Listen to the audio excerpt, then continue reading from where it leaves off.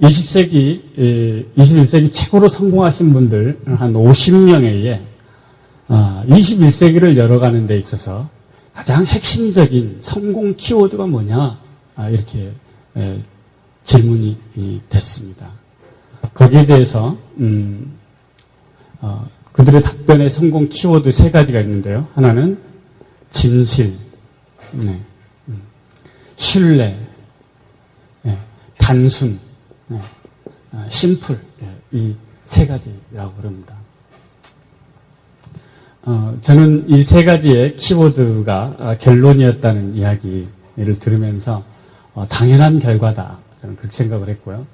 또 뿐만 아니라 제가 아메이 사업을 하고 있다는 사실이 바로 이 3가지의 키워드를 그대로 제 삶에 초대하고 있고, 제 삶에서 이 키워드를 구현하기 위해서 내가 매일매일 살고 있구나 하는 느낌을 받았습니다. 여러분도 똑같이 그런 느낌을 받죠? 예. 여러분, 요즘 신경과학계에서는요, 굉장히 많은 분야에서 연구가 이루어지고 있고요.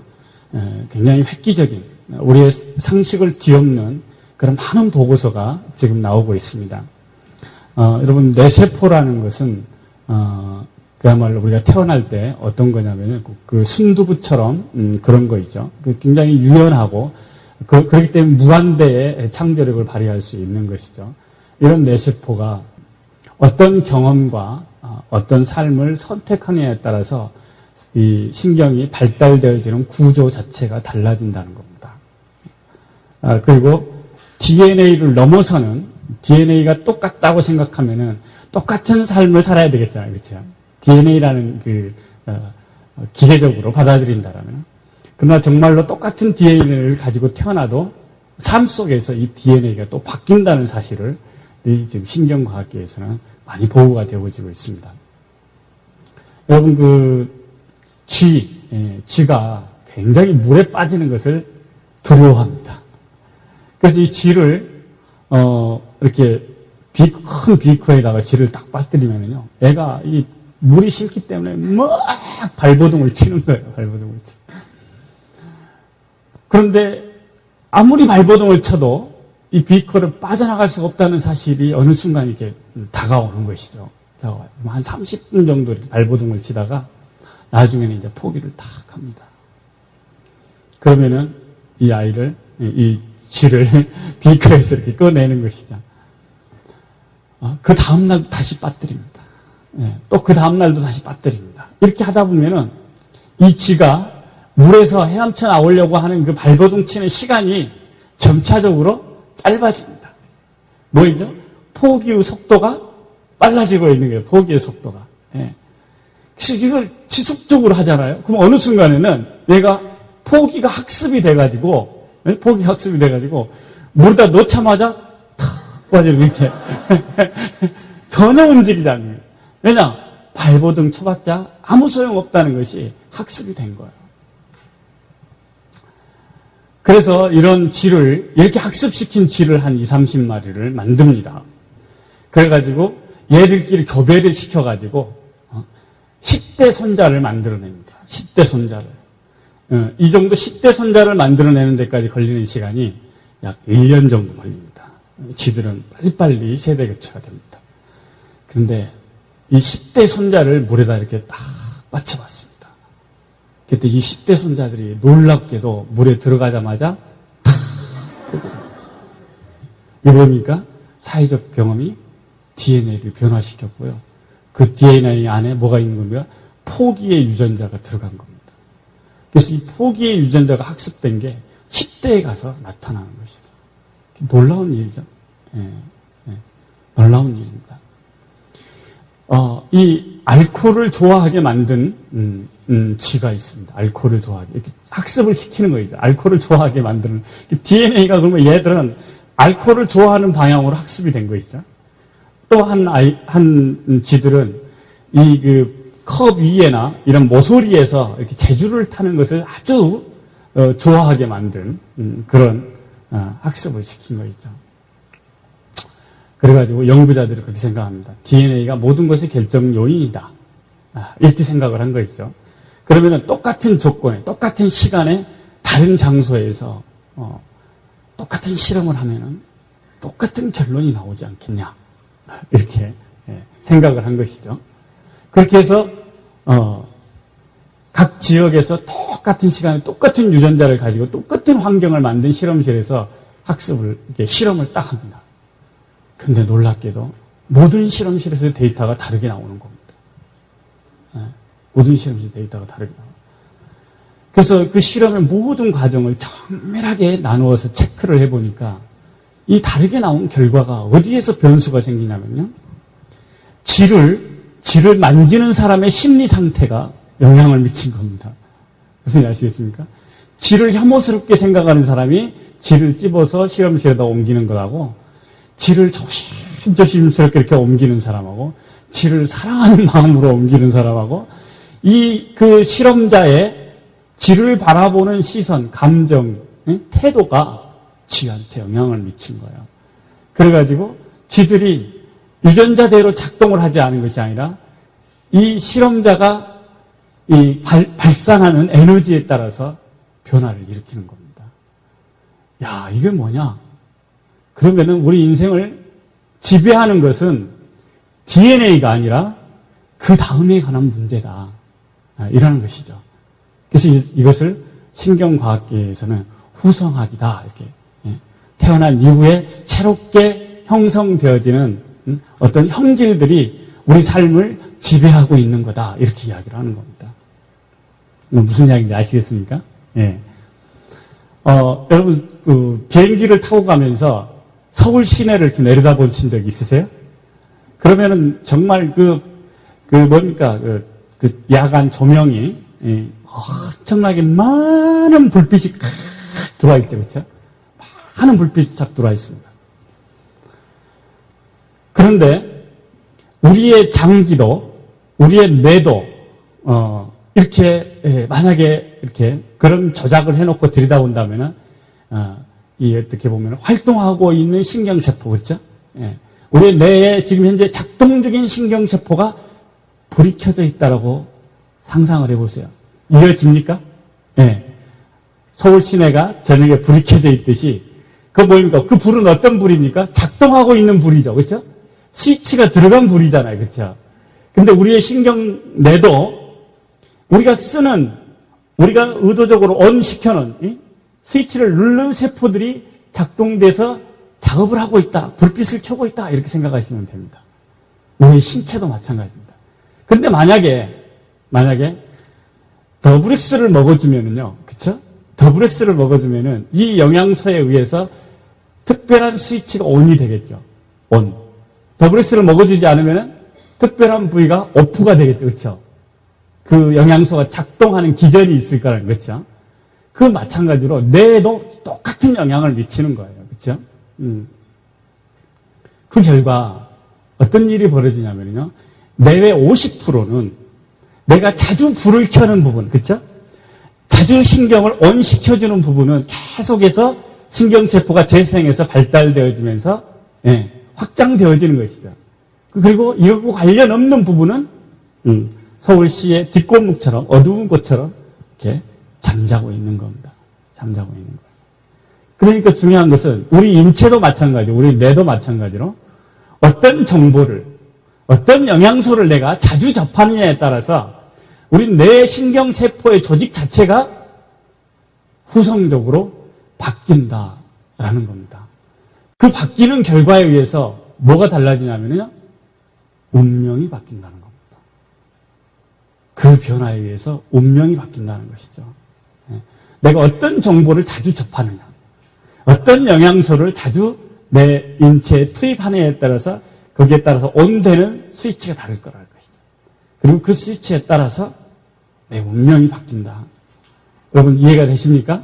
네. 그러므로 우리는 그런 이야기를 하죠. 누구나를 함부로 만나는 것이 아니다. 어떤 말이든지 함부로 말하는 게 아니다. 어떤 것이든지 닥치는 대로 먹는 게 중요한 게 아니다. 그렇죠? 네. 닥치는 대로 사는 게 중요한 게 아니고 닥치는 대로 먹는 게 중요한 것이 아니고 닥치는 대로 말한다는 것이 중요한 게 아니라 정말로 나는 어떤 선택을 할 것인가가 중요하다는 사실입니다. 그래서 리더십은 한마디로 이야기하면요, 저는 선택이라고 부릅니다. 선택. 그런데 이 선택의 배경을 보면요, 선택의 배경을 내가 왜 이런 선택을 하고 왜 이런 선택을 하지 않지? 라고 내 자신에게 물어보면요, 믿음입니다. 믿음이 선택을 결정합니다. 이 믿음은 어찌 이야기하면은 잘 강화된 신경 조직들이 내가 시켜놓은 신경세포들이 그런 것을 지배적으로 선택하게 되어지는 것이죠. 그렇기 때문에 선택하는 것도 믿음이고 선택하지 않는 것도 믿음입니다. 그래서 믿는 것도 믿음이고 믿지 않는 것도 믿음입니다, 여러분. 내가 여기에 오면은 뭔가 오늘 좋은 에너지를 받을 수 있을 거야 라고 생각하고 오시는 것도 믿음입니다. 그렇죠? 가봤자 지난 달하고 똑같을 거야 라고 생각하고 선택하지 않는 것도 그것도 믿음입니다. 저 사람을 봤더니 다이아몬드가 될 것 같아 라고 하는 것도 믿음이고요. 아이고 저렇게 하고 뭔 다이아몬드가 되겠어? 이것도 믿음입니다. 저 사람을 보니까 내가 우리 고모 같아. 이것도 믿음이고요. 참 저 사람은 낯서네. 이것도 믿음입니다. 그렇듯이 우리 삶을 결정하는 이 모든 믿음들이 형성되어지는 것은 어디서부터 형성이 되냐면요, 사실은 경험에서 형성이 되어집니다. 그런 경험들이 우리의 신경 조직을 활성화시켜주는 선택의 기회를 장악하는 영향력을 미치는 것이죠. 경험. 근데 오늘에 나가 있습니다. 오늘에 나가. 그런데 이 오늘의 나는 수없는 과거의 모든 선택의 결과이다. 여러분 맞습니까? 네, 그렇습니다. 그러면 오늘 여기에 서 있는 내가 새로운 비전과 꿈을 가졌습니다. 새로운 비전과 꿈을 가졌어요. 그리고 나서 또 새로운 선택을 시작을 했습니다. 새로운 선택을. 그 순간부터 이 사람은 지금까지의 모든 선택의 영향으로부터 단절될 수 있을까요? 우리가 솔직히 이야기해서 단절되지 않습니다. 삶이라는 것은 불가분의 전체이기 때문에 과거의 나의 모든 선택이 오늘의 영향을 미치고 있고요. 또 내일도 영향을 미칩니다. 그리고 우리가 알 수 있는 것은 오늘이 바로 이 과거의 선택의 결과이라고 한다면은, 그렇죠? 만약에 우리가 이 선택을 바꾸면은 내일의 내가 다른 결과를 맞이할 수 있다는 것을 우리는 알 수 있는 것이죠. 그렇죠? 새로운 내일의 내가 탄생할 수 있는 것은 오늘 내가 어떤 선택을 하느냐에 따라서 달라지는 것이죠. 그렇죠? 여러분 이거 믿으십니까? 진심으로 믿으십니까? 예. 이것을 믿는 사람이 이 세상에는 그렇게 많지 않습니다. 실제로. 예. 실제로 그걸 믿는 사람이 많지 않습니다.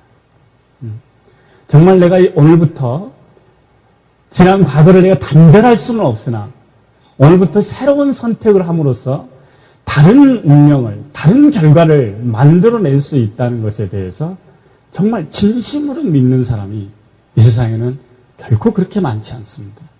여기에 계신 분들이 그것에 대한 믿음을 가지고 있는 분이고, 그렇기 때문에 저는 이런 믿음을 가지고 있는 사람들이 21세기를 리딩해 나가는 리딩 패밀리, 선도 그룹이다. 저는 그렇게 생각합니다. 그래서 저는 아메이를 하는 사람들이 21세기 신인류의 선도 그룹이다. 저는 그렇게 생각합니다. 저는 과감히 이야기하는데요. 지금 현재 한국 사회에서 아메이를 하는 사람들은요, 신인류의 조상입니다. 맞습니까? 신인류의 조상이에요. 왜냐하면요, 에머슨이 이런 이야기를 했습니다. 자신의 내면의 질서를 바꿈으로써 외부 세계가 바뀔 수 있다는 사실의 발견은 20세기의 최고의 발견이다. 이렇게 한 겁니다. 자신의 내면에 어떤 내면 세계의 질서를 만드느냐에 따라서 외부 세계가 내부 세계의 질서에 맞는 변화를 일으킨다는 사실이죠. 그런데 그것을 믿는 사람들이 21세기를 리딩하는 힘입니다. 21세기를 리딩하는 힘은 바로 여기에서 나옵니다.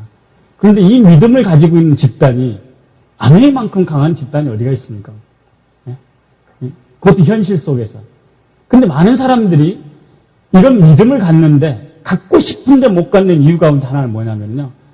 무대가 없기 때문에, 수단이 없기 때문에 이런 믿음을 못 갖는 겁니다. 왜냐, 희망을 가질 만한 건덕지가 있어야지, 전라도 말로. 예? 희망을 가질 만한 건덕지가 있어야지, 예. 희망을 가질 만한 그런 계기가, 수단이 있어야지, 거리가 있어야지 이런 믿음을 가질 법한데, 그럼 거리가 없기 때문에, 그러면 내가 창조해내야 되고, 창조해내기는 너무너무 벅차고, 그렇지 않니 남들이 주어진 짜놓은 틀 안에서 살아가자니 그건 내 것이 아니고, 그렇지 않습니까?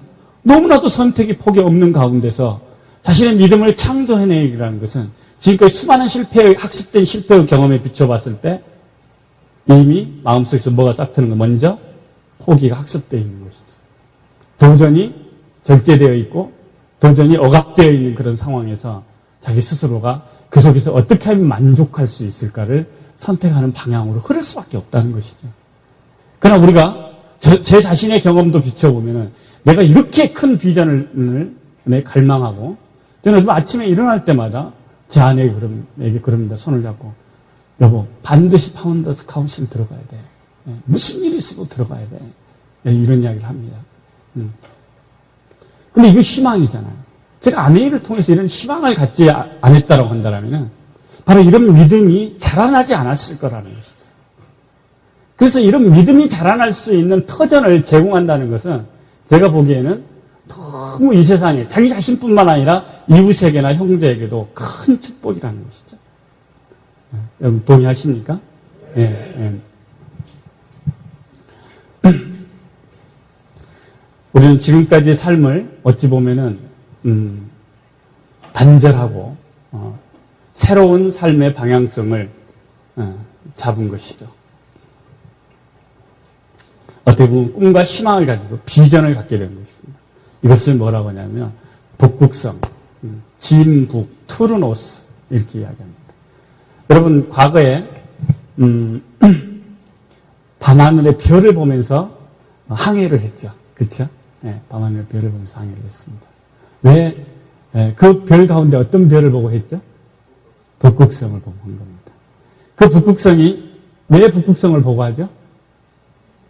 변함이 없는 그 자리에, 흔들림이 없는 그 자리에서 늘 내 삶을 인도해 주기 때문에 그렇습니다. 이것을 일컬어서 투르노스, 진북, 진북을 향한 여행 이렇게 이야기합니다. 긍정의 힘에서 그런 이야기가 나옵니다. 자신의 삶의 방향을 아는 것처럼 큰 축복이 없다. 이렇게 이야기합니다. 자신의 삶의 방향을 아는 것처럼 큰 축복이 없다. 이렇게 이야기합니다. 여러분, 그 일을 하는데 즐겁습니다. 즐거워요. 또 그 일을 하는데 보람이 있습니다. 보람이 돼요. 근데 그 일을 하는데 수익이 창출됩니다. 이 세 가지 조건을 갖추고 있는 일, 그 일은요, 뭐라고 하냐면, 이런 일을 하는 사람들을 일컬어서 뭘 받았다고 하냐면, 천복을 누린다. 이렇게 하죠. 천복을 누린다.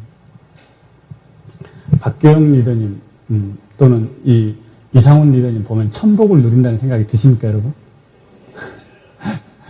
예. 너무 가슴 뛰잖아요. 여러분들의 미래이고, 제 미래이기도 합니다. 그렇죠? 이 천복을 누리는 사람들은요, 뒤로 자꾸러져도 성공합니다. 뒤로 자꾸러져도 성공해요. 얼마나 대단한 일입니까? 얼마나 대단해요. 근데 정말 저희 리더님들을 보면은 보람 있어 하시잖아요. 즐거워 하시잖아요. 또 돈 되잖아요. 예. 그래서 이 또 사회적 수입 결과를 가지고 또 가치 있고 의미 있는 일들을 해나가시잖아요. 예. 그래서 저분들은 죽어서 알비온 남발을 남기죠. 네. 뭡니까? 호랑이는 죽어서 가죽을 남기지만, 네. 네.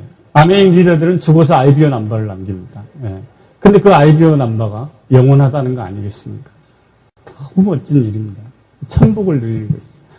어찌 보면은 이 세계에 들어와서 보면은 내 마음의 북극성을 가늠하는 게 너무 쉽다는 게 이 패밀리의 장점이죠. 그렇죠? 그러나 이 북극성도 모든 사람들이 다 똑같은 게 아닙니다. 제가 아메이를 바라보는 시각, 우리 여기 계신 리더님들이 바라보는 시각은 맛과 냄새와 그 향이 달라요. 그렇죠? 향이 다릅니다. 그러므로 여러분 모두가 가지고 있는 북극성의 빛깔과 맛과 향은 다 다를 거예요. 그걸 통해서 이루고자 하는 가치와 펼치고자 하는 비전이 또 다를 거라는 것이죠. 그렇기 때문에 아름다운 거고요. 그것들이 이루어지는 미래가 가슴 벅차고 그야말로 행복한 거다. 저는 그렇게 생각합니다. 우리가 성공의 결과가 모습이 다 똑같다면은 그것도 재미없는 일이잖아요. 그렇죠? 예. 그래서 우리는 바로 우리 마음속에 북극성을 갖게 되는 것이죠. 이 마음속에 북극성을 갖는 자, 이 자가 바로 제2의 삶을 사는 사람이다. 제2의 탄생을 한 사람이다. 이렇게 이야기합니다. 우리는 육체적인 탄생이 있었다라면 자신의 사명, 가치를 분명히 하는 삶으로의 출발 시점이 바로 제2의 탄생이다. 이렇게 이야기합니다. 그러나 우리가 여기에서 과거의 나에서 새로운 출발을 해서 이런 북극성을 향한 여행을 합니다. 이 북극성을 가지고 있는 사람들의 특징이 어떤 특징을 갖냐면요. 인간은 완벽하지가 않습니다. 인간은 완벽하지가 않죠. 각 분야, 음악, 경제, 정치, 이 모든 분야에 각 분야에서 성공한 사람들을 이 가지고 있는 공통점이 뭘까? 이걸 분석을 해봤습니다. 예일 대학에서. 그랬더니 공교롭게도 그들은 타고난 재능덕이었다는 논거를 찾아볼 수가 없었습니다. 재능하고는 아무 상관없이 그가 반드시 나는 이런 삶을 살고야 말겠다라는 결의를 어느 순간에 했었고 그 결의를 지속시키기 위한 성실성을 발휘했던 것이죠. 작은 어떤 재능이지만 작은 능력일지라도 끊임없이 행동을 자신이 원하는, 자신이 바라보고 있는 북극성을 향한 항해를 하고 있었어요. 그들의 특징이라는 게. 뭐 그들은 그러면 실패가 없었느냐? 뭐 넘어진 적이 없었느냐? 그렇지 않다는 것이죠. 그들도 수없이 넘어졌었고 수없이 길을 잃기도 했었다는 것이죠. 근데 다른 점은 뭐냐면은 넘어지지만 다시 일어선다는 특징을 가지고 있고 길을 잃었지만 다시 찾아 나서는 특징을 갖는다는 것이죠. 왜요? 가슴속에 분명한 북극성이 있기 때문이라는 것이죠. 자신의 운명을 향해서 손짓하는 가슴 뛰는 비전과 사명이 있기 때문이라는 것이죠. 이게 분명한 사람들은요, 뭐가 없냐면 시기와 질투가 없습니다. 왜요? 다른 사람들의 북극성을 존중할 줄 알기 때문입니다. 그렇죠? 다른 사람들은. 중요한 것은 그가 어떤 결과를 냈고 지금 어떻게 살고 있고 무슨 차를 끌고 다니고 이게 별로 중요하지 않아요. 더 중요한 것은 내가 결정한 내 삶의 방향을 내가 바르고 가고 있는가. 이것이 그분들에게는 더 중요한 것이죠. 그렇기 때문에 주변 사람들의 성공을 축하하고 격려할 수 있는 그 성공과 축하 속에서 자기 자신의 에너지를 받을 수 있는 마음의 자세가 돼 있어요. 이 빈 마음이라고 그러죠. 이 빈 마음. 그러므로 이들은 여유롭고 너그러울 줄 알고 인내를 발휘할 수 있는 그런 능력을 발휘하더라는 것이죠. 그렇지만 결코 자신의 삶의 방향성에 대해서 놓치지 않는 거죠. 우리의 뇌는 그런 잠재력을 가지고 있습니다. 어떤 잠재력을 가지냐면 아까 이야기 신경의 후승학적인 측면에 대한 설명을 했었죠. 비전과 사명을 갖는 사람들은 통찰력을 발휘한다. 이렇게 이야기합니다. 비전과 사명을 갖는 사람들은 통찰력을 발휘한다. 그럼 왜 비전과 사명을 가지면 그런 통찰력을 발휘할까? 궁금하지 않습니까? 그렇죠? 여러분 제가 질문을 하나 던지겠습니다. 이 안에서 빨간색을 찾아서 저한테 말을 해주시기 바랍니다. 어디에 빨간색이 있습니까? 네? 여기 빨간색이 있군요. 네, 옷에도 있고, 네, 여기 글자도 있고요. 내 마음, 네, 마음. 네. 네. 바로 이게 통찰력입니다. 보이지 않는 빨간까지 찾아내거든요. 숨어있는 빨간까지 찾아내거든요. 그렇죠? 그 뭐냐면요. 우리가 빨강은 이미 우리 주변에 널려 있었어요. 널려 있었습니다. 그런데 내가 빨강에 관심을 갖기 전에는 빨강은 나에게 아무런 의미를 갖지 않습니다. 인생의 방향과 비전이 설정이 되잖아요. 그러면 그 순간 이미 내 주변에 있었던 빨강이 발견되는 것처럼 이미 내 주변에 있었던 기회와 정보와 인간관계가 하나씩 하나씩 나타나기 시작합니다. 또 그것들이 이미 존재했음을 내 주변에 수없이 흘러가던 그 많은 정보 가운데서 내가 설정한 비전과 사명과 관련된 정보가 놀랍게도 그때부터는 입체적으로 조직되기 시작합니다. 그래서 그런 사람들은 바로 자기 사명과 비전과 관련된 정보는 놓치지 않는 통찰력을 발휘하게 되는 것이죠. 그렇기 때문에 비전과 사명을 갖고 있지 않는 한 절대로 인간은 통찰력이라는 능력을 발휘하지 않습니다. 리더십이란 뭘까요? 리더십이란 뭘까요? 한 말씀 하시죠.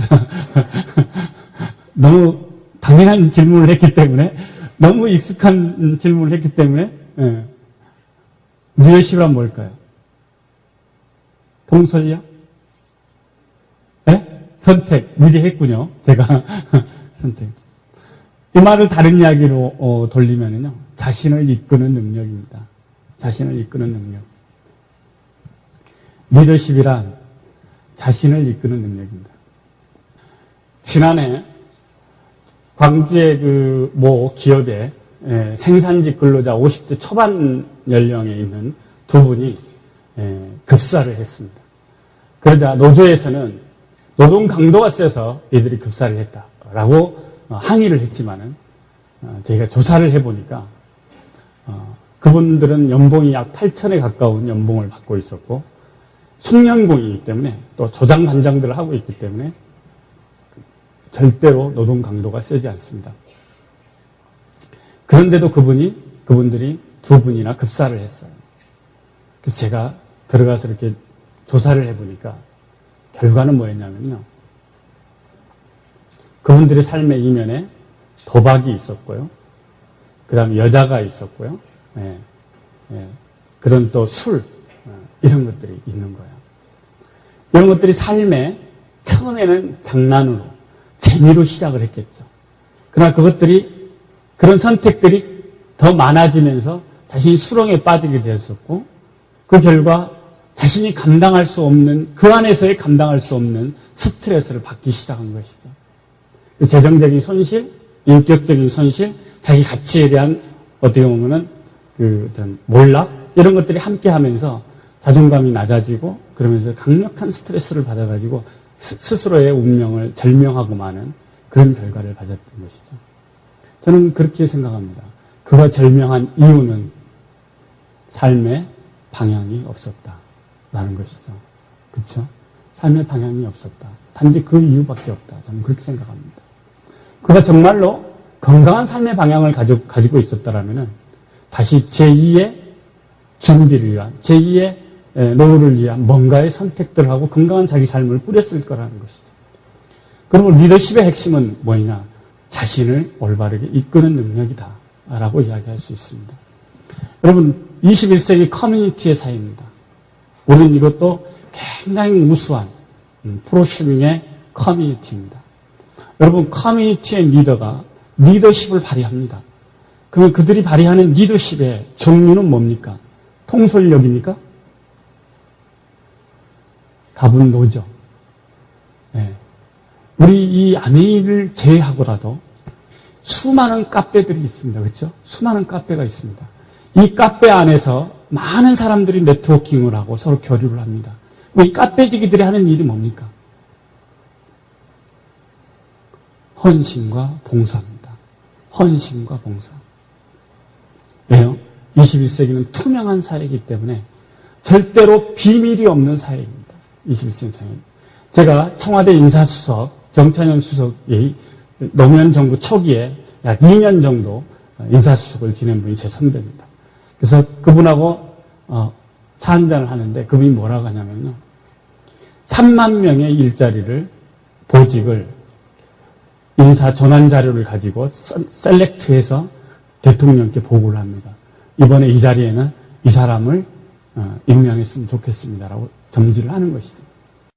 근데 그분이 가지고 있는 고민이 뭐냐면요. 능력 있는 사람들은 참 많더라. 그런데 성품이 좋아서, 성품이 좋은 사람은 그렇게 찾기가 어렵더라는 것이죠. 임명을 해놓고 보면은 무슨 게이트, 임명을 해놓고 보면은 무엇과 관련이 있어서 문제가 터지고, 자식이 뭐 군대를 안 갔다는 둥, 뭐 이중 국적을 가졌다는 둥, 또는 무슨 게이트에 관련이 있었다는 둥, 뭐 부정한 인사들하고 같이 어울렸다는 둥, 이런 일들이 계속 터지는 거예요. 그럼 뭡니까? 대통령의 인사가 검증도 없이 했다는 수없는 언론에 뭡니까? 비난을 받게 되지 않습니까? 심지어는 정부의 그런 요직을 정하는 데 있어서도 어떤 삶을 사는 사람들이 앞으로는 선택을 받냐면요. 커뮤니티의 리더와 같이 봉사와 헌신의 삶을 살아가는 사람들이 존경받고 리더십을 발휘하는 그런 시대가 됩니다. 수평적인 사회의 패러다임이죠. 과거의 산업사회의 리더십은 지위에 사람을 앉혀놓으면 그 지위가 리더십을 발휘했습니다. 그렇죠? 그러나 지금은 21세기 리더십은 뭡니까? 단연평가잖아요. 부하들도 상사를 평가를 합니다. 그렇죠? 네. 그런 상황이기 때문에 그가 인격적으로 성품이 바르지 않으면은 절대로 그를 존중해주지 않는 세상으로 가고 있죠. 다만 그가 내 상사라고 한다면 형식적으로는 관계를 형성하겠지만은 마음속으로 존중하지 않으면 그 조직의 경쟁력이 있어집니까? 없어집니까? 없는 거죠. 그 결과가 바로 인사에 반영이 되어지는 그런 시대이죠. 그러므로 21세기 리더십의 본질은 뭐냐? 남을 통솔하는 것은요, 그 별로 중요하지 않아요. 정말로 자기 자신이 스스로가 얼마만큼 자기 자신을 잘 이끌고 있느냐. 제가 CEO들에게 물어봅니다. 당신 부하들 가운데 능력이 굉장히 뛰어난 부하가 있는데 부부간에 갈등 중에 있다. 그 사람을 승진시키겠느냐? 이렇게 질문해 봅니다. 그럼 절대로 승진시키지 않는답니다. 네. 당신 부하 가운데 굉장히 능력은 있는데 과거에 어떤 좋지 않은 비리와 연관이 있었다. 이 사람 승진시키겠느냐? 절대로 승진시키지 않겠답니다. 그러나 과거의 산업시대에 정부가 통제되던 시대에는 그게 통했던 시대였죠. 그러니까 여기에 계시는 아메인 모든 리더들은 어떻게 보면 꾀를 할랑 벗고 있는 겁니다. 네. 아메인은 진실입니다. 진실이 아니면 커뮤니티가 만들어질 수가 없습니다. 맞습니까? 자기 자신을 진실로 자기 사명과 비전에 거쳐서 비추어서 성실한 선택을 하는 그 진실성을 그걸 요즘은 진정성이라고 그러더군요. 진정성을 보여주지 않으면 누가 그를 존경하며 늘 따를 수 있겠습니까? 안 그렇습니까? 네. 그러므로 이 커뮤니티가 저는 대단히 우수한 커뮤니티일 뿐만 아니라 앞으로 21세기 커뮤니티 사회인데 이 커뮤니티 사회를 선도하고 있는 신인류 선도그룹이다. 저는 그렇게 보는 겁니다.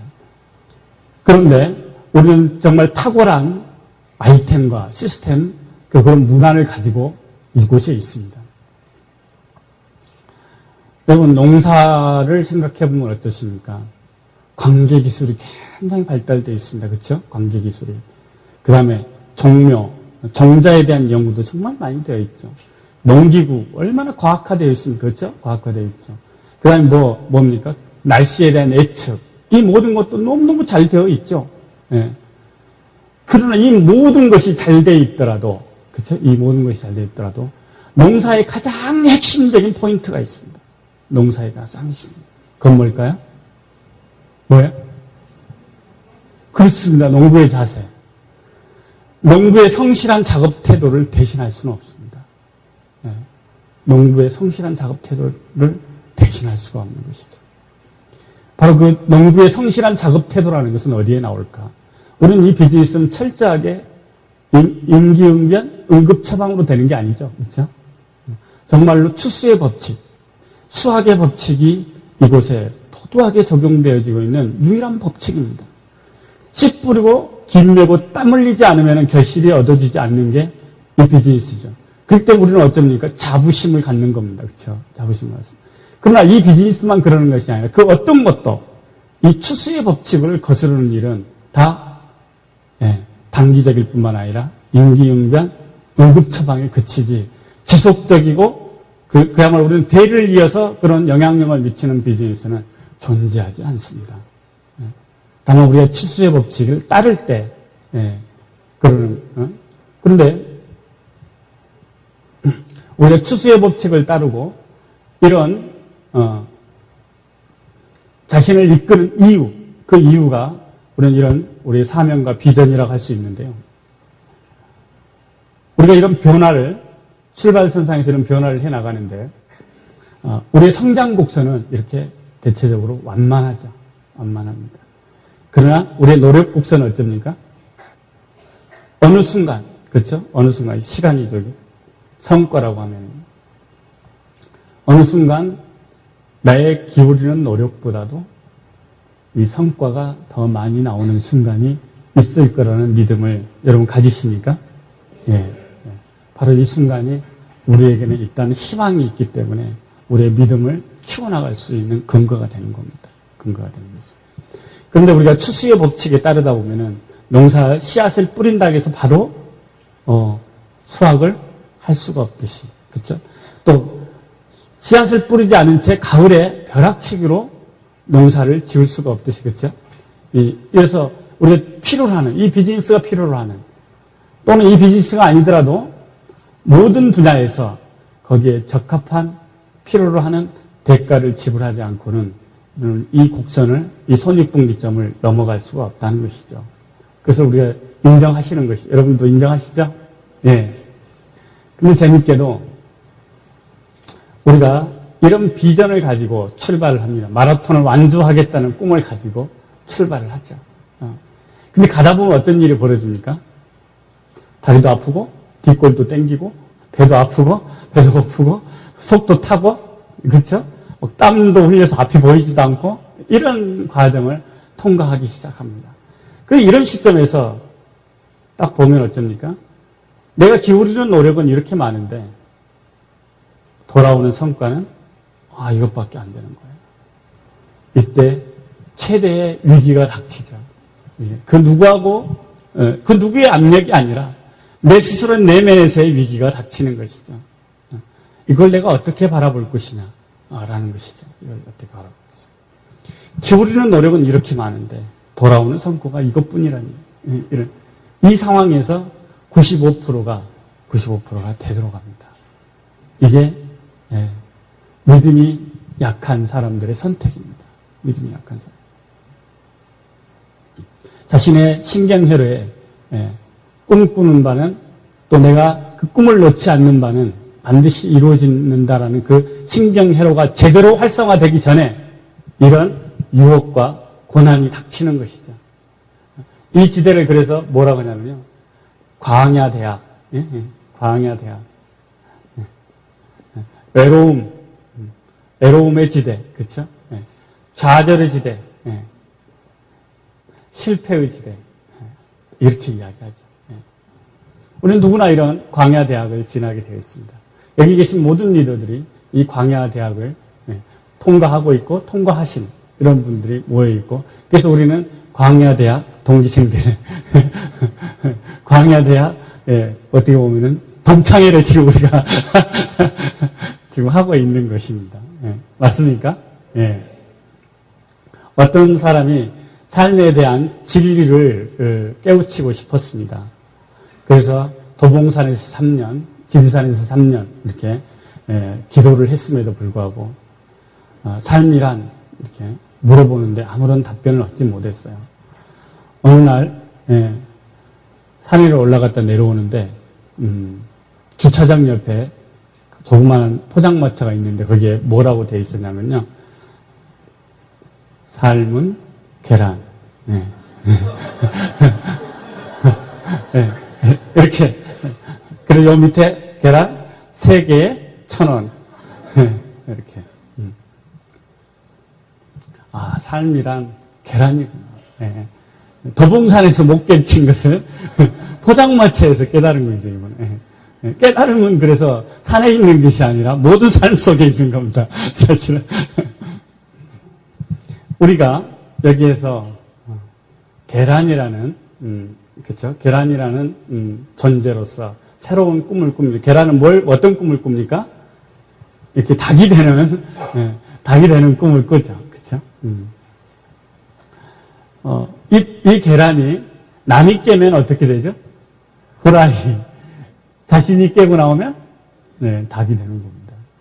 근데 이 계란이 닭이 되겠다고 꿈을 꿨어요. 꿈을 꿨습니다. 그래서 진행을 하는데요.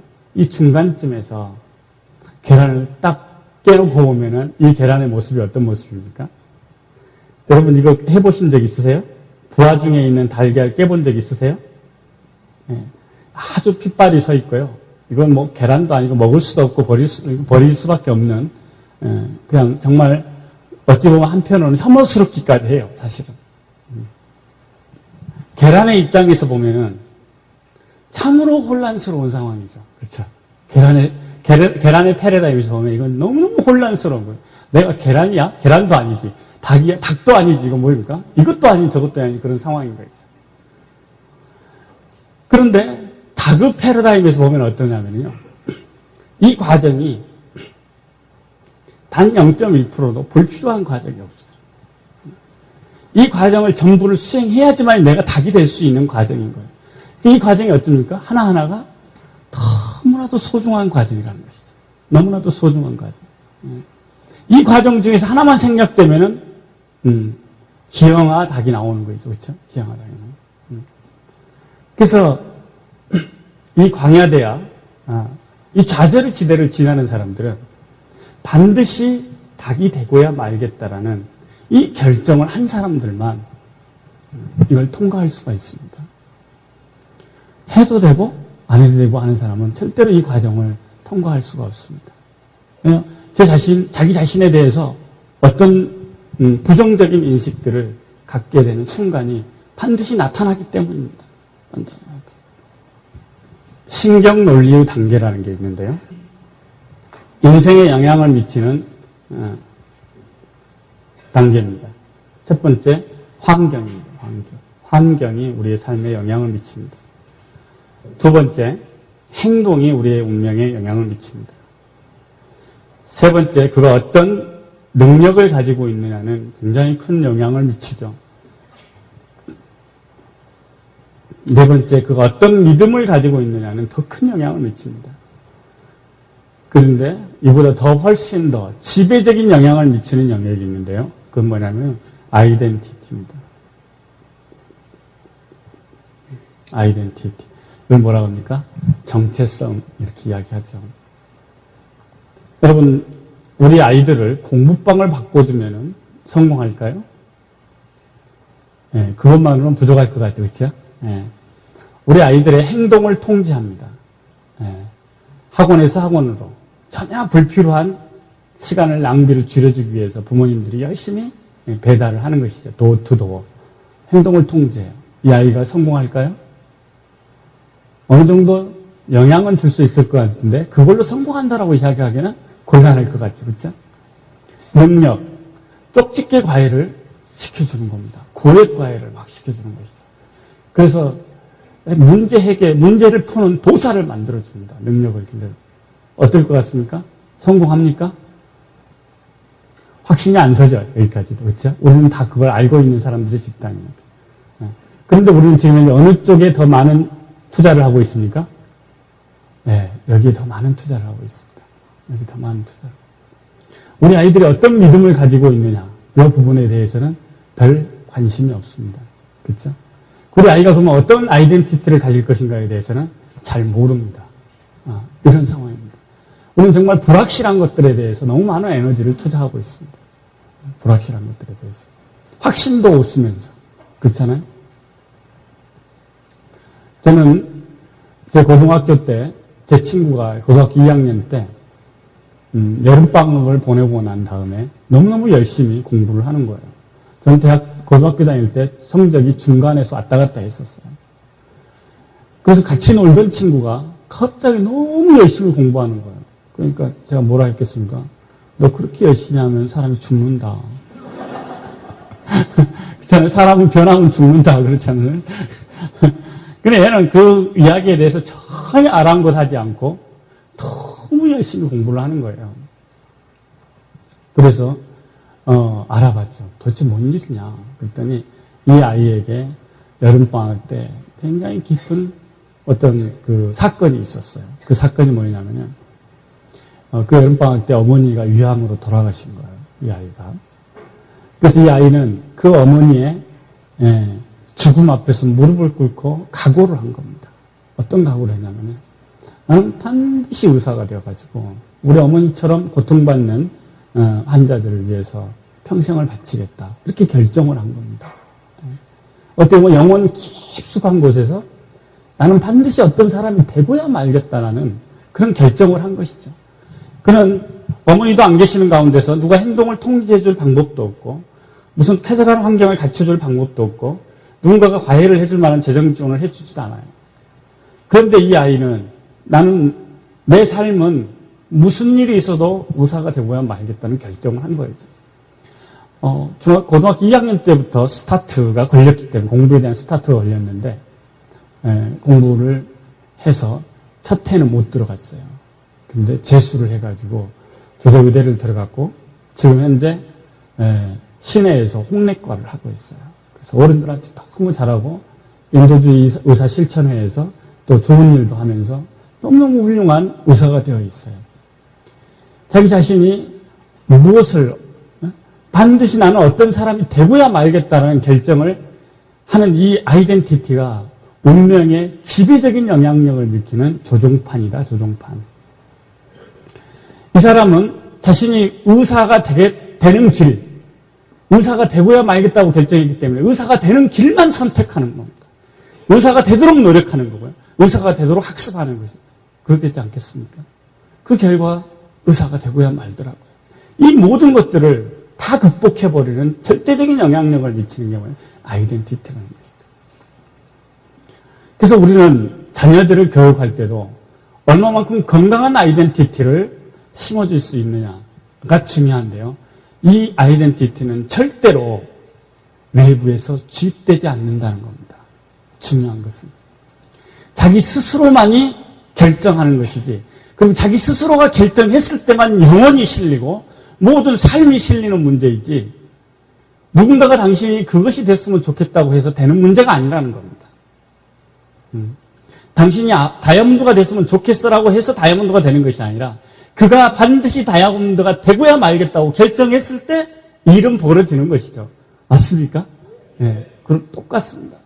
삶의 원리가 너무너무 똑같아요.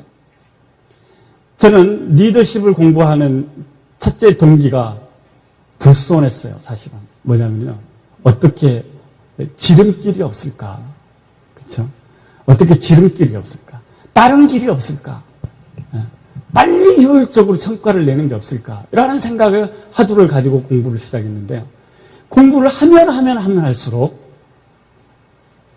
자연의 법칙에 준수하지 않으면 안 된다는 거죠. 근데 그 결과 평화로운 것은 뭐냐면 자연의 법칙을 준수하면은 결과가 약속되어져 있다는 사실이 제 자신을 평화롭게 하고요. 그러므로 먼저 프리덤하는 겁니다, 사실. 성취가 됐기 때문에 프리덤하는 것이 아니라 내 내면에서 먼저 프리덤이 일어나는 겁니다. 왜냐? 자연의 법칙에 따르면 씨앗을 심었으면 반드시 싹이 나고 싹이 나도록 김 매면은 결실이 맺어진다는 것이죠. 이 아이덴티티의 조종판을 받치고 있는 다리가 뭐냐면요. 믿음입니다. 믿음. 이 믿음의 다리가 튼튼한 사람들은 이 아이덴티티를 건강하게 피워내는 것이죠. 건강하게 피워냅니다. 어떤 믿음일까요? 어떤 아이는 어려운 건 싫어 라는 믿음을 가지고 있다고 해보세요. 내가 스스로 문제를 해결하는 것보다도 다른 사람들이 나를 도와주는 게 나는 더 편해 라는 그런 믿음을 가지고 있다고 생각해보세요.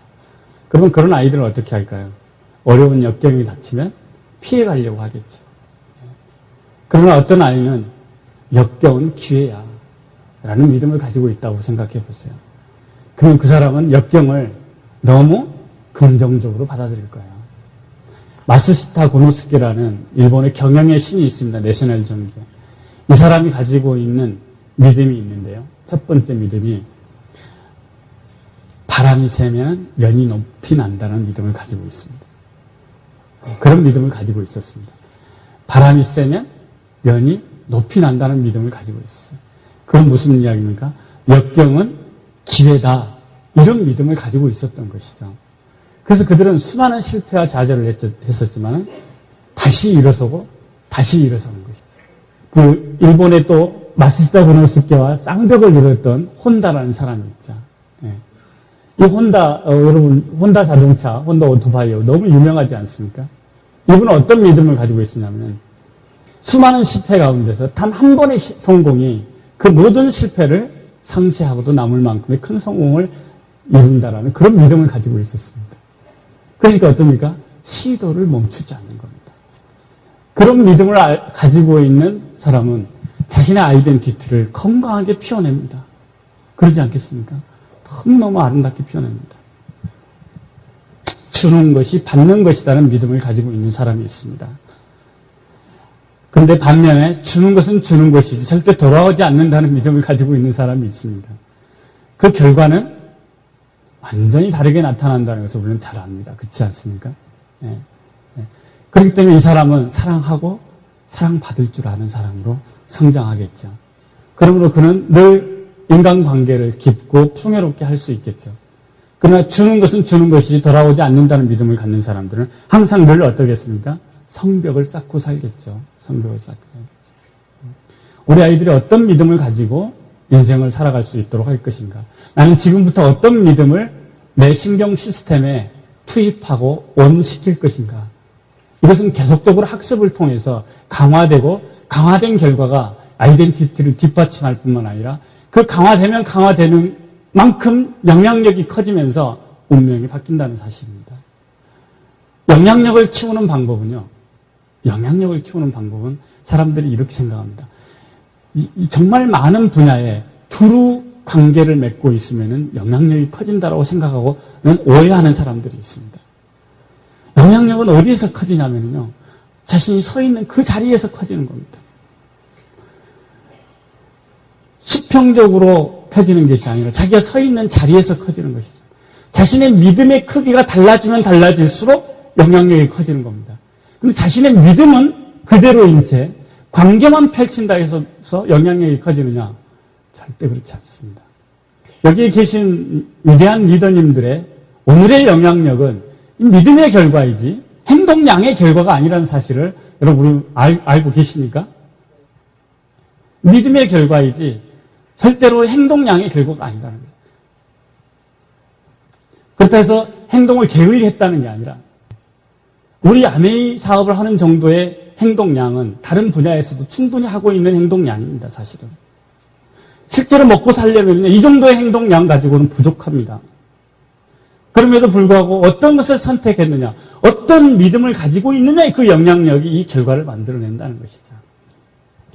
그래서 결국 리더십이란 자신을 이끄는 능력이다라는 겁니다. 자기 자신을 어떻게 돌볼 것인가, 자기 자신의 믿음을 어떻게 형성할 것인가, 자기 자신의 아이덴티티를 어떻게 설정할 것인가에 관한 문제라는 것이죠. 이것은 스폰서가 정해주는 것도 아니고 자기 스스로가 선택하는 문제라는 것이죠. 21세기의 조직에 최고의 비전이 있습니다. 제가 CEO들에게 이런 질문을 합니다.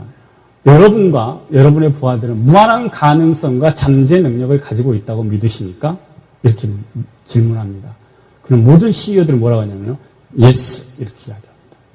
그 다음에 제가 두 번째 질문을 합니다. 그러면 여러분의 부하들은 충분한 가능성과 잠재 능력을 발휘하고 계십니까? 라고 질문하면요. 전부가 다 노라고 그럽니다. 바로 거기에 갭이 있습니다. 21세기에 여러분의 사업에 비즈니스가 건너가야 될 갭은 바로 거기에 있습니다. 저는 이렇게 이야기합니다. 기술도 아니고 테크닉도 아니고 시스템도 아닙니다.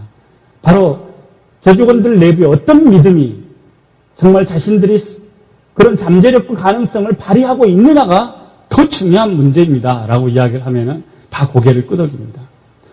그 결과로 모든 개인이 성공을 거두는데 그 조직에 있는 사람들이 각자가 자신의 성공을 위해서 최선을 다하고 자신의 삶의 방향과 비전에 걸맞게끔 행동하고 그 결과로 성과를 가져가는데 그 결과의 시너지로 조직 전체가 성공을 거두는 회사가 21세기 최고의 시스템입니다. 라고 이야기합니다. 그러면은 저한테 뭐라고 하냐면요.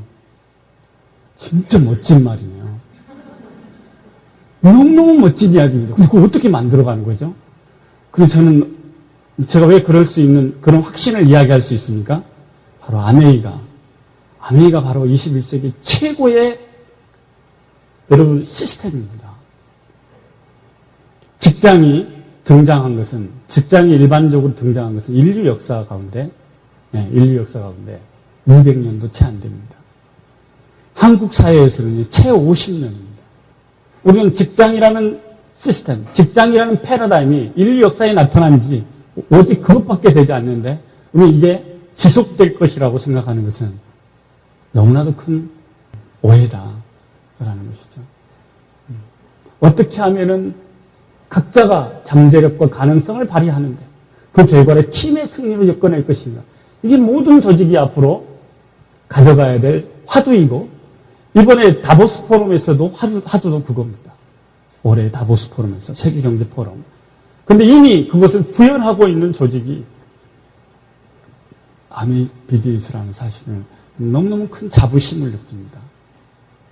동의하세요? 네. 지금부터 제가 광주에 있는 전남교육원이라는 곳이 있습니다. 그 교육원은요, 교장, 교감, 연수라든가 자격연수, 그 다음에 또는 중고등학교 선생님들 연수 이런 걸 합니다. 그러면 제가 거기에 이제 교수로 파견이 돼서 강의를 주로 하는데요. 거기에서 강의 후에 늘 매번 강의가 끝나면 바로 강의 평가를 합니다. 만족도 평가, 아이 컨택을 잘했는가, 유익했는가, 어떤 점에서 동기부여가 됐는가, 강의 내용은 어땠는가, 이런 거 다 평가를 합니다. 근데 제가 거기에서 최우수 강사로 강의 평가를 받았어요. 그러니까 전남교육원에서 교육원장님이 저를 한번 모시고 밥을 사시더라고요. 그러면서 이분이 어떤 고민을 하시냐면요. 저는 교사들에게 지금 행동과 능력을, 기능을 지금 심어주고 있습니다. 그럼 그것을 다시 이렇게 리프레시를 해주고 있는데 이 교육의 미래를 생각해 보면은 이것으로는 턱없이 부족하다는 걸 느끼는 도대체 무엇을 우리 선생님들에게 가르쳐야 될지 잘 모르겠다. 이런 이야기를 합니다. 그래서 제가 그랬습니다. 그 말이 떨어지자마자 선생님들에게 기업가 정신을 가르쳐야 됩니다. 저 이렇게 이야기했습니다. 오늘날 우리 선생님들이 뭘 가르치냐면요. 공부 열심히 해서 좋은 대학 가거라. 이렇게 가르칩니다. 거기까지 또 좀 더 진화된 나오면 공부 열심히 해서 좋은 직장 가거라. 이렇게 가르치는 겁니다. 그렇죠? 그러나 지금 현재 우리의 미래가 좋은 대학과 좋은 직장으로 결정되는 상황이 아니라는 것이죠. 중요한 것은. 그러므로 선생님들이 학생들 앞에서 무엇을 가르쳐야 되냐면 공부 열심히 해서 너를 중심으로 세계를 조직하라. 이렇게 가르쳐야 됩니다. 이게 21세기 기업가 정신입니다. 그런데 이 나를 중심으로 세계를 조직한다는 게 뭐겠습니까? 제가 이렇게 이야기를 합니다. 네. 나를 중심으로 세계를 조직한다는 게 뭐냐? 나를 중심, 나를 사랑해야 되고 자기 자신을 잘 이끌어야 됩니다. 세계라는 것은 평평한 세계가 아니라 음악의 세계일 수도 있고 문학의 세계일 수도 있고 네트워크의 세계일 수도 있고 다양한 세계가 있습니다. 얼마나 많은 프리즘이 있습니까? 21세기 창조력을 발휘할 수 있는. 그래서 자기를 중심으로 세계를 조직하는 능력을 길러줘야 되는데 이 교사들이 자기를 중심으로 세계를 조직한다는 이야기를 이해할 턱이 없지 않습니까? 네. 그러므로 기업가 정신을 교사들에게 가르쳐야 됩니다. 이렇게 제가 이야기를 했습니다. 그게 맞는 말이겠다. 이렇게 생각을 하지만은 그 관료 조직이라는 게 가지고 있는 시스템이 너무 또 검증된 것, 이미 검증되지 않는 것은 도입하기 어려운 게 모험이라는 것 자체가 거의 허용되지 않는 구조이기 때문에 그런 시도를 하기는 참 어려운가 보더라고요. 이 관료 조직이라는 게 너무 어려운가 보다. 그래서 엘빈 토플로가 그런 이야기를, 기업은 시속 100m에 속도로 가는데, 그렇죠? 관료는 시속 10km로 가고 있다. 이런 이야기. 교육은 그보다 더 느리고, 그쵸? 법률은 그보다 더 느리고, 이게 뭡니까? 동시성의 조화가 깨지면서, 앞으로 21세기의 최대 갈등은 거기에서 나온다. 이런 이야기를 하고 있지 않습니까? 저는 여기 계신 모든 분들은 지금 사실은 기업가로서의 삶을 선택하신 겁니다. 맞습니까? 예.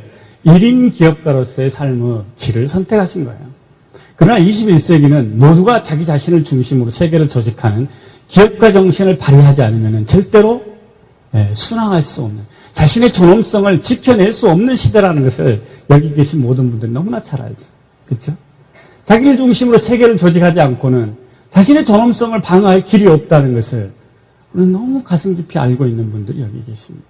그러니까 우리는 이 선택에 대해서 갈등이 없는 거죠. 그렇죠? 갈등이 없는 겁니다. 여러분, 기업가들이 어떤 일을 합니까? 기업가는 어떤 일을 할까요? 이윤 창출. 예, 맞습니다. 이 이윤 창출이라는 이야기를 한 사람이 누구냐면요. 피터 드러크 교수입니다. 경영학의 아버지. 예. 지지난해에 돌아가셨죠? 예.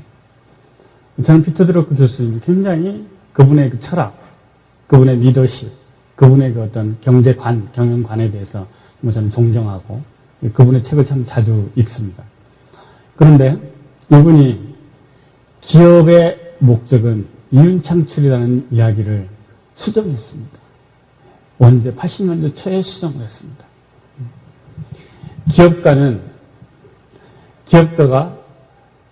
기업가의 목적이 이윤 창출이라는 주장을 해놓고 보니까 사람들이 기업을 바라보는 입장이나 기업을 하는 사람들이 모두가 이윤이 창출이 최고이지 그 나머지의 과정이라든가 결과에 대해서는 그렇죠? 별로 관심이 떨어지는 거예요. 그래서 기업을 바라보는 시선이 부정적인 시각들이 너무너무 발생이 많이 되어지고 기업을 하는 사람도 부정적인 행동을 많이 하게 되어지는 거예요. 그래서 이 관점을 바꾸고요. 피터 드러크 교수님이 뭐라 했냐면요. 기업가의 목적은 고객 창조다. 고객 창조다. 이렇게 바꿨습니다. 기업가의 목적은 고객 창조.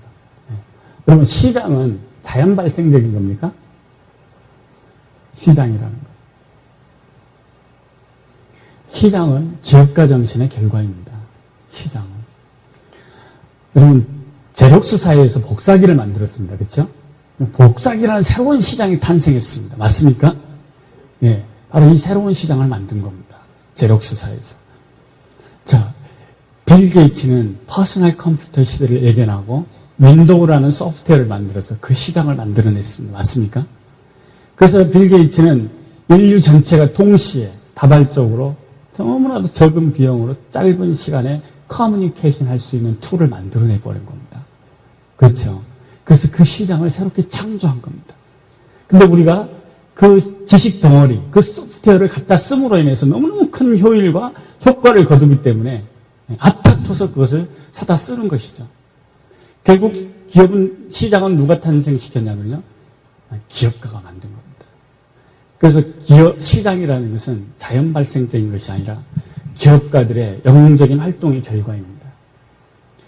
그런데 이들이 시장을 창조하기 위해서는 첫 번째 뭘 창조해야 됩니까? 고객을 창조해야 되는데요. 고객 창조는 시장 창조와 거의 같은 의미이죠. 근데 이 고객 창조를 위해서는 뭘 또 창조해야 되냐면요. 가치를 창조해야 됩니다. 가치를 창조해야 돼요. 빌 게이츠는 윈도우즈라는 가치를 창조했죠. 제록스사는 복사기라는 가치를 창조한 겁니다. 삼성전자는 뭡니까? 이 핸드폰이라는 가치를 창조한 것이죠. 이 가치를 창조해 놓으니까 고객이 창조되어지는 것이죠.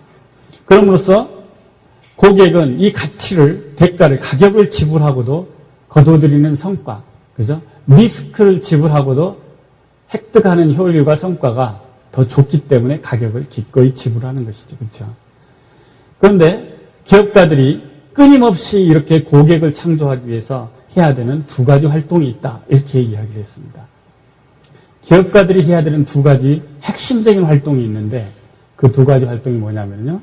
피터 드러크 교수는 혁신과 마케팅이다. 이렇게 이야기했습니다. 혁신과 마케팅이다. 그러면서 피터 드러크 교수는 마케팅을 설명하면서 굉장히 의미심장한 이야기를 합니다. 사람들이 마케팅 하면은 판매 방법의 종합판이 마케팅이다. 이렇게 본다는 거죠. 판매 방법 A부터 Z까지를 다 합쳐놓은 것이 이것이 마케팅이다. 이렇게 생각한다는 것이죠. 그러나 피터 드러크 교수가 보기엔 그것은 여전히 판매일 뿐이지 마케팅이 아니다. 이렇게 이야기한다는 것이죠. 근데 여러분, 우리는 뭐 하는 사람들입니까, 지금? 마케팅을 하는 사람들입니다. 그러면서 피터 드러크 교수는 이 마케팅은 판매를 불필요하게 한다. 이렇게까지 이야기를 하고요. 소비자 보호 운동이 존재하는 것은 마케팅의 수치다. 라고까지 이야기를 합니다. 여전히 그러면 판매는 되어가는 것이지만은 판매를 불필요하게 하는 경지가 마케팅이다. 이렇게 이야기를 합니다. 마케팅의 경지가 대단히 높은 경지인 것이죠. 그러니까. 그럼 판매와 마케팅은 어떻게 다르냐? 이렇게 이야기를 하는데요. 판매는 질문에서부터 틀립니다. 마케팅. 판매는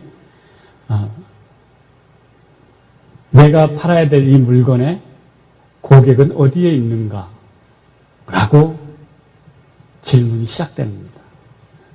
내가 들고 있는 이 제품을 사줄 고객이 어디에 있을까? 라고 질문하는 것부터 시작하는 게 판매입니다.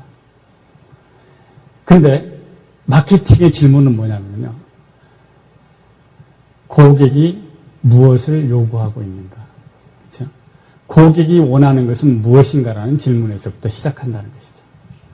그러면서 아마추어 세일즈맨들은 뭘 파냐면요. 제품을 팝니다. 제품을. 그런데 프로 세일즈맨들은 뭘 파냐면요. 솔루션을 팝니다. 솔루션. 고객이 처한 문제를 해결하는 대안을 제시하는 것이죠. 프로 세일즈맨들. 바로 이들이 뭘 하는 사람들이냐면요. 마케팅을 하는 사람들입니다. 대안을 제시했어요. 그에게 물건을 판 게 아니라 그가 처한 현실에 적합한 대안을 제시하는 삶의 툴, 솔루션을 제공하는 것이죠. 솔루션이 제공되어졌을 때 고객과의 관계는 어떻게 형성될까요? 신뢰받는 관계가 형성이 되겠죠. 신뢰받는 관계. 네, 신뢰받는 관계가 형성이 되겠죠. 거기에서 진실이 통하는 것이죠. 네. 그래서 고객이 추구하는 욕구가 뭔가, 고객이 원하는 게 무언가를 제대로 알기 위해서 마케팅에서는 세 가지 질문을 합니다. 언제부터 하냐면은 제품이 생산되기 이전부터. 제품이 생산되기 이전부터 이런 질문을 합니다. 첫 번째, 고객이 처한 현실은, 어떤 현실에 고객은 처해 있는가? 고객이 추구하는 욕구는 무언가? 세 번째, 고객이 추구하는 가치는 뭔가? 이 세 가지를 질문합니다. 제품을 생산하기 이전부터. 여러분, 제가 자주 드는 사례 가운데 뭐가 있냐면요. 텔레톱이 있습니다. 텔레톱. 여러분 잘 아시죠? 네. 영국의 BBC 방송에서 텔레톱이라는 취약전 아동을 위한 교육용 컨텐츠를 내놨습니다. 이 컨텐츠를 개발할 때 아동 심리학자, 마케팅학자, 다양한 분야의 색채학자, 교육학자 이런 사람들이 모여가지고 프로젝트를 진행을 했습니다. 그래서 그들은 취약전 아동이라는 고객 타겟이 있잖아요. 그래서 그들이 그 아이들이 처한 현실은 뭔가 이런 질문을 한 겁니다. 그래서 놓고 봤더니 그 아이들 사이에서는 뭐가 있어요? 유니섹스, 성별이 없죠, 성별. 네? 성별이 없어요. 유니섹스, 성별이 없다. 네? 이들은 또 뭡니까? 한 말을 또 하고 한 말을 또 하죠. 그쵸? 한 말 또 하고 한 말 또 하고. 네? 애들이. 네? 말을 분절적으로 하더라. 그쵸? 네? 문장을 쓰는 게 아니라, 그죠? 네? 애들은 그 자궁에서 나온 지 얼마 안 돼가지고 공간에 들어가는 것을 좋아하는, 공간에. 그쵸? 공간. 그래서 공간에 내 소속감 이런 것을 느끼길 좋아해요. 그렇죠? 그리고 물놀이 하는 걸 정말 좋아합니다. 물놀이. 놀이를 좋아해요. 네. 그리고 뭐 이렇게 재미를 좋아합니다. 재미. 이런 것들을 좋아하죠. 또 뭡니까? 예, 때 몰려 다니는 걸 좋아하죠. 때 몰려 다니는 거. 그 다음에 이 아이들이 80년대 초반에 이 아이들이 비디오 세대라는 사실이 중요하죠. 아이들이 늘 텔레비전 앞에서 자라고 있다는 거예요. 비디오 세대다. 이들이 추구하는 욕구는 뭘까요? 모험심, 탐험, 열린 세계로의 호기심, 그렇죠? 열린 세계로 대한 호기심, 직접 욕구, 인류가 도대체 이 사회가 어떻게 돌아가는가, 내가 태어나는 곳이 도대체 어떤 곳인가에 대한 엄청난 호기심들을 가지고 있는 욕구. 그리고 이들이 추구하는 가치는 뭘까요? 특히 이들을 보호하고 있는 부모들의 가치가 더 중요하겠죠. 그렇죠?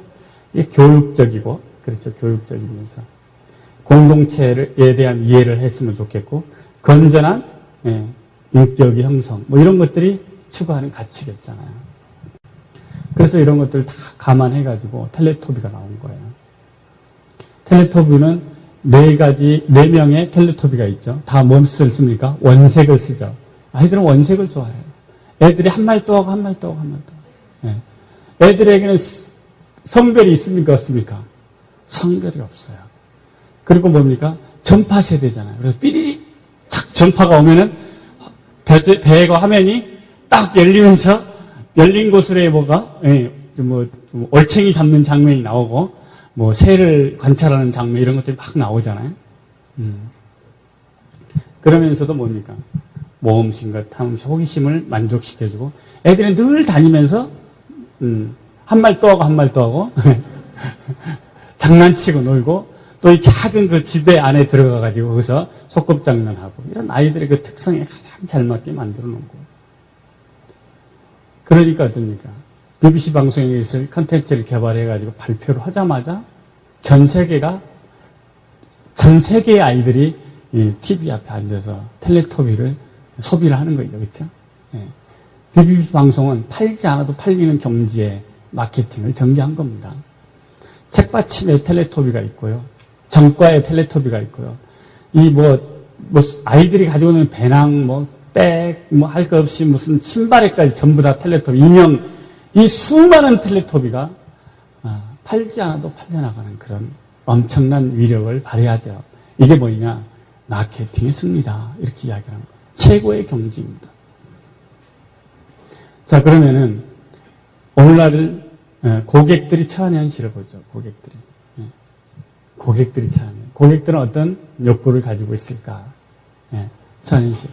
정말 가격이 내가 제값 주고 산 건가? 가격에 대한 확신이 있습니까? 없습니까? 두 번째, 이 진짜일까? 가짜일까? 고민이 있어요. 진짜일까? 가짜일까? 반품은 되나? 품질은 이런 고민이 있습니다. 성과는 제대로 나오나? 제품을 써보면 이런 거죠. 이런 수많은 불안감을 가지고 있는 게 오늘날 고객이 처한 현실입니다. 아무리 고객 중심의 사회라고 외치지만은 우리가 쇼핑을 하는데 겪는 늘 갈등은 이렇게 지속되고 있어요. 현실적으로. 고객이 추구하는 욕구는 뭘까요? 안전한 쇼핑, 그렇죠? 안전한 쇼핑, 합리적인 쇼핑, 그렇죠? 안전한 쇼핑, 합리적인 쇼핑. 그리고 100% 반품도 잘 되고 그런 것이죠. 고품질의 제품을 합리적인 가격에 쓸 수 있는 그런 욕구를 가지고 있습니다. 그 결과로 고객이 추구하는 가치는 뭘까요? 삶의 질 향상이겠죠. 삶의 질이 향상. 여러분, 우리 아메이 제품을 쓰면서 삶의 질이 향상된다는 느낌이 드십니까? 다 아름다워지시잖아요. 그렇죠? 건강해지시잖아요. 저는 저희 아이들을 앞으로 조금만 있으면은 우리 큰딸이 지금 고3이니까 하여튼 10년 이내에 결혼을 하겠다고 지가 나서겠죠. 그때 저는 정말로 자부심 있게 특급 신부다. 저 이렇게 할 겁니다. 왜냐하면요, 뉴트릴라이트로 유해 물질에서 차단과 좋은 정신과 좋은 영향을 심어서 그렇죠? 계속 공급해가지고 정말 이 아이의 후대가 너무너무 기대되는 그런 훌륭한 신부감이라고 제가 내놓으려고 그래요. 뭐 내놓는다 해서 되는 것도 아니지만 제가 그런 정도의 자부심을 가지고 사익감을 고를 수 있는 그런 배경을 가지고 있는 아이다라고 이야기할 수 있을 것 같아요. 여러분 어떻게 생각하세요? 여러분의 자녀들은 앞으로 정말 차별화된 종족의 아이들 이렇게 저는 평가받을 거라고 저는 믿습니다. 부모님이 아메이 사업을 했습니다. 언제부터? 20년 전부터. 그럼 확실하네. 그 집 아들이면은 확실하네. 그 집 딸이요? 그럼 확실하지. 이런 이야기가 들릴 거라는 것이죠. 그런데 우리 아메이 제품은 뭡니까? 이 모든 것들을 다 만족시키고 있지 않습니까? 맞습니까? 네. 이 제품 팔리겠습니까? 네. 팔려나가게 돼 있다는 것이죠. 이런 것은 뭐냐면 잠재력입니다. 우리는 팔려나갈 수밖에 없는 사업 시스템 위에서 비즈니스를 하고 있습니다. 팔려나갈 수밖에 없는 제품 위에서 비즈니스를 하고 있는 것이죠. 저희들이 다 아마추어들이잖아요. 저는 이 비즈니스 하기 전에 연필 한 자루도 팔아본 적이 없는 사람이죠. 지금도 사실은 이 고객 관리에는 익숙하지가 않아요. 사실은. 고백하건대. 그런데 중요한 것은 제 비즈니스는 계속해서 커지고 있는 것이죠. 지속되고 있고. 왜냐하면요, 자부심이잖아요. 고객에게 솔루션을 제공할 수 있다는 자부심이죠. 고객에게. 사업이라는 측면에서 놓고 보면은 오늘날 모든 직장인들 또는 자영사업자들이 느끼고 있는 건 뭡니까? 추가 수입이 필요합니다. 그러나 경험은 없어요. 자본도 없습니다. 아이템도 없어요. 그렇죠? 아이템도 없어요. 그런데 노후는 준비해야 되고요. 그렇죠? 지속적인 안정된 지속적인 수입이 필요합니다. 그를 통해서 뭡니까? 정말 사람답게 살고 싶은 거예요. 사람답게 살고 싶어요. 이런 욕구를 가지고 있습니다. 그런데 어쩝니까? 여러분, 이 아메이 사업이라는 것은 이런 조건들을 충족하는 저는 솔루션이라고 생각합니다. 여러분 어떻게 생각하십니까? 네. 이 사업이 팔려나가겠습니까? 네. 그렇다면 이것은 성공하는 마케팅입니다. 안 될 수가 없는 것이죠. 안 될 수가 없는. 팔려나갈 수밖에 없는 사업. 이 팔려나갈 수밖에 없는 사업을 가지고 우리는 지금 현재 비즈니스를 하고 있는 것이죠. 저는 우리 파트너들에게 그런 이야기를 합니다. 꾸준함이 천재성이다. 그렇게 이야기를 합니다. 미국의 제30대 대통령인 켈빈 쿨리즈는 그런 이야기를 했습니다. 이 세상에는 교육받은 실패자들로 넘쳐나고 재능을 받고 태어났으나 실패한 사람들도 넘쳐나고 천재성을 가지고 태어났으나 보상받지 못한 사람들도 넘쳐난다. 무엇이 인간의 삶을 결정하는가? 그것은 성실성이다. 이렇게 이야기합니다. 여러분, 성실성이란 뭘까요?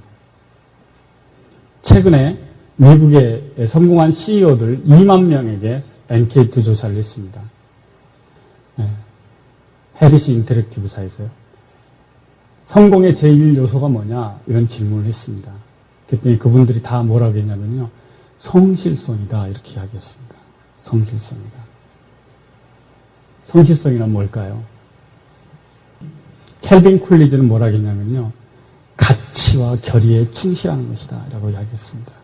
가치와 결의에 충실한 것이다. 그건 놀라운 통찰력에 있는 이야기입니다. 아까 제가 후성학적인 측면에서 뇌의 신경회로의 발달 과정을 이야기를 했습니다. 자신이 설정한 삶의 방향, 그렇죠? 삶의 방향. 그 다음에 그 가치에 충실하게 매번 그것만을 선택하는 겁니다.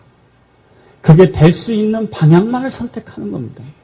일관되게 그것을 최우선순위에 놓고 선택하는 겁니다. 그 일관성, 성실성은 이코르 일관성이라고 해도 과언이 아닙니다. 자신이 어떤 삶을 살겠다라고 결정한 그 결정에 물러서지 않는 것이죠.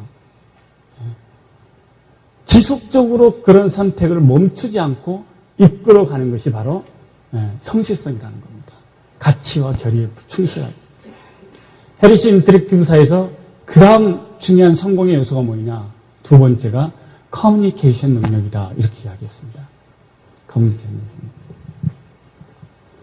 성실과 커뮤니케이션. 여러분, 유한 캠벌리의 사장님이 누굽니까? 몽국현 사장입니다. 몽국현 사장이 한국 유한 캠벌리 안에서 가장 많은 연봉을 받습니다. 그렇죠? 그럼 그분이 유한 캠벌리는 약품도 만들죠. 펄프도 만들죠. 제품이 다양합니다. 그런 부분에서 연구 분야에서 가장 많은 연구를 했기 때문에 CEO가 됐을까요? 어떠십니까? R&D 능력이 가장 뛰어나기 때문에 CEO가 됐을까요? 그렇기 때문에 가장 많은 연봉을 받을까요? 그렇지 않습니다.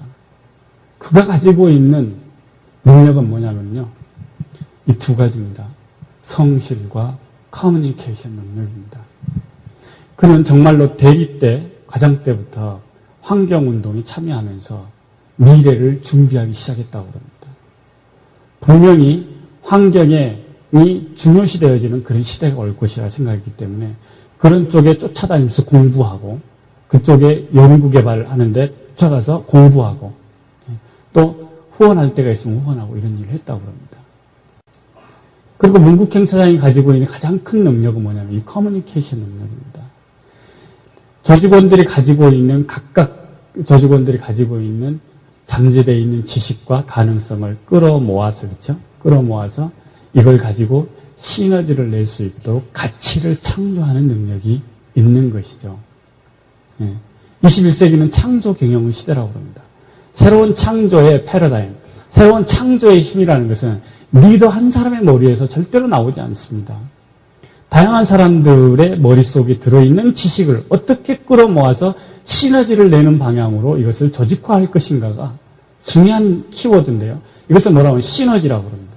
이 시너지를 발휘할 수 있는 매개가 뭐냐? 바로 이 커뮤니케이션입니다. 커뮤니케이션. 우리도 기업가로서 고객들과 파트너들과 이런 시너지를 내는 커뮤니케이션을 할 줄 알아야 됩니다. 그런데 커뮤니케이션을 공부하는 첫 대목에 뭐가 나오냐면요. 당신의 성품이 너무너무 큰 소리를 치기 때문에 당신이 하는 이야기가 들리지 않아요. 이런 이야기가 있습니다. 스티븐 코비가 한 이야기거든요. 당신의 성품이 너무너무 큰 소리를 치기 때문에 당신이 하는 이야기가 들리지 않아요. 당신이 성실성은 발휘하지 않으면서 나에게 뭔가를 전달하려고 하면 나는 당신을 믿을 수가 없어요. 이런 이야기하고 똑같습니다. 말이 중요한 것이 아니라 뭡니까?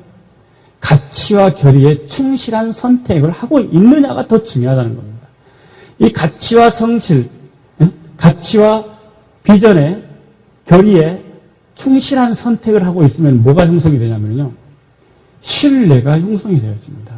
이 신뢰의 영향력이 커지는 것이지,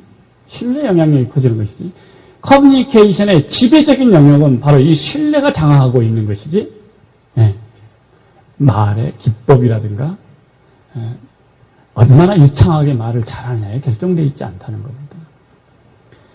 신경과학계에서 이런 보고가 있습니다.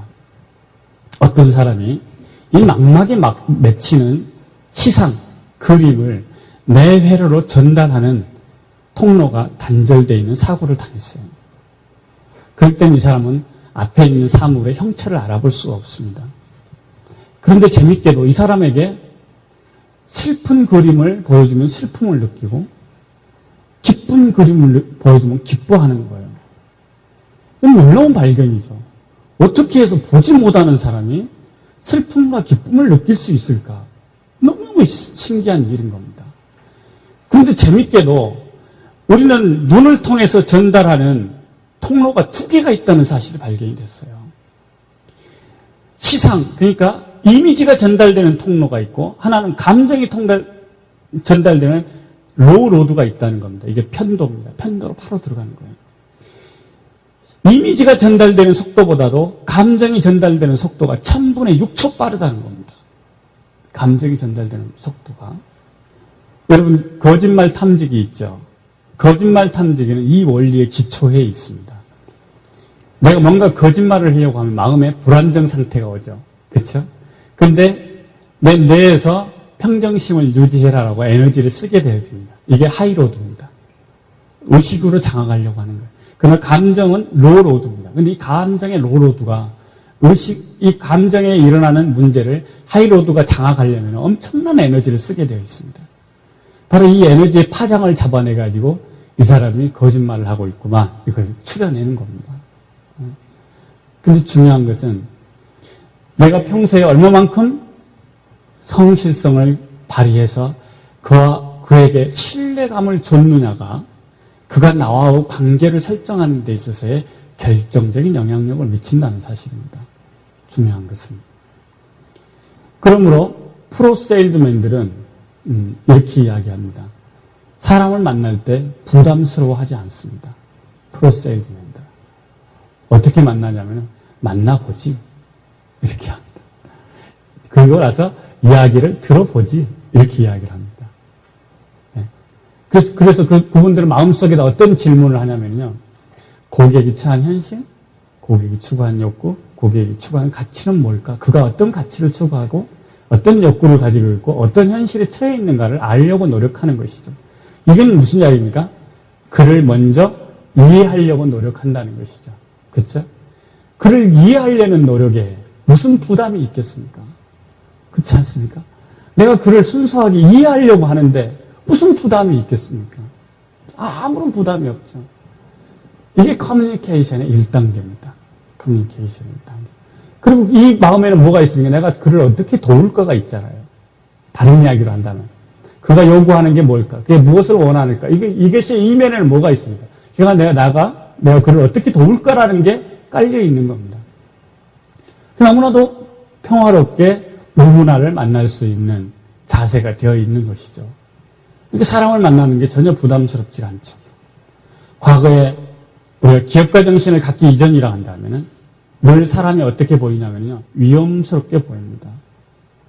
그가 나에게 모처럼 고등학교 동창이 저한테 전화를 해서 만나자고 그래요. 그러면 어떤 마음이 드냐면 혹시 보증서주라고 하면 어쩔까? 이런 마음부터 드는 거예요. 또 저는 제 아내가 저한테 그런 이야기를 참 많이 했었어요. 당신은 선후배들한테 전화라도 좀 하시오. 친인척들한테 전화라도 좀 하시오. 내가 저한테 그런 이야기를 했었습니다. 근데 제 안에서 그러면 좋겠지. 그러나 내가 그럴 필요가 뭐가 있냐는 것이죠. 욕구가 없는 거예요. 그래야 될 욕구가 없어요. 그러니까 늘 무관심하게 내 삶을 집, 직장, 호프집, 집, 직장, 호프집, 집, 직장, 호프집 이렇게 사는 거예요. 사람들한테 관심을 갖는 것 자체가 부담스럽고 관심을 받는 것 자체가 부담스러운 그런 삶을 저도 살았어요. 그러나 제가 기업가 정신을 발휘하면서 사명과 비전을 갖기 시작하면서 그것이 이룰 만한 대안을 찾기 시작하면서 또 주어졌다는 믿음이 형성되어지면서 저는 사람들과 이야기하기 시작했고 이해하려고 노력하기 시작하면서 그 결과로 뭐가 주어지냐면요. 제 자신의 성품이 과거에 비해서 비교가 안 될 정도로 변화되어지더라는 것이죠. 풍요로워지더라는 것. 과거에 7년 전에 저보다도 지금 현재 제가 너무너무 마음에 드는 거예요. 제 스스로가. 그게 뭐냐면요. 혁신입니다. 혁신. 직장인에서 기업가로 살겠다는 선택. 이게 혁신입니다. 주부에서 새로운 21세기 신산업인 아메이 마케팅을 전개를 통해서 1인 기업가로서 나를 중심으로 세계를 쳐주겠다는 그 선택을 하는 순간 그 선택 자체가 혁신입니다. 혁신. 혁신은 계량이 아닙니다. 계량이 아니에요. 밥통을 디자인을 좀 바꾼다 해서 그게 혁신이 아니라는 것이죠. 여전히 그건 밥통일 뿐입니다. 그렇죠? 혁신의 진정한 의미는 새로운 전환입니다. 새로운 선택이에요. 우리는 20세기의 삶의 방식이 더 이상 우리 삶의 미래를 보장해주지 않는다는 것을 너무나 잘 알기 때문에 21세기 새로운 방식의 혁신을 선택한 겁니다.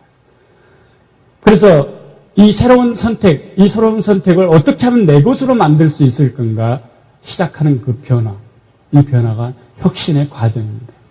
우리는 나인코아를 통해서 자신의 삶의 성품을 개발해 나갑니다. 그러나 이 나이파도 제가 원리적으로 보면은요, 임기응변이나 캠페인식의 행동 양식이 아닙니다. 21세기 모든 기업가가 갖춰야 될 기본 행동 양식이고, 이건 원칙이기 때문에 암의 일을 하든 안 하든 해야 될 일이 나인코합니다, 사실은. 여러분, 마케팅과 혁신을 통해서 여러분 자신의 비전과 꿈을 이루는 멋진 미래를 만들 수 있다고 믿으십니까? 예. 여러분, 저하고 2시간, 금방 갔죠? 예, 금방 갔습니다. 여러분, 꼭 자기 자신이 원하는 사명과 비전을 이루는 동지가 되어져서 이 대한민국이 정말 더 아름다운 세상이 될 수 있도록 힘써 주시기 바랍니다. 감사합니다.